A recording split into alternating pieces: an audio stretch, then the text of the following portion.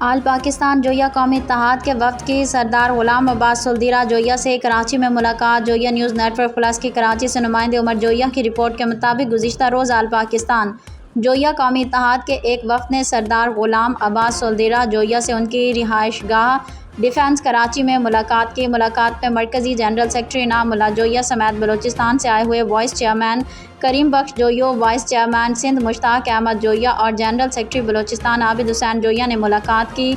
मुलाकात में जोइया कौम की फलाह बहबूद और तरक्की के लिए गुफ्तगू की गई। सिंध और बलूचिस्तान में सैलाब में घिरे भाइयों की इमदाद के लिए लाहे अमल तरतीब देने पर बातचीत हुई कि किस तरह हम इन भाइयों की इमदाद कर सकते हैं। इस मौके पर सरदार मोहम्मद अब्बास सुलदीरा जोइया ने वफ़द को हर मुमकिन ताउन का यकीन दिलाया।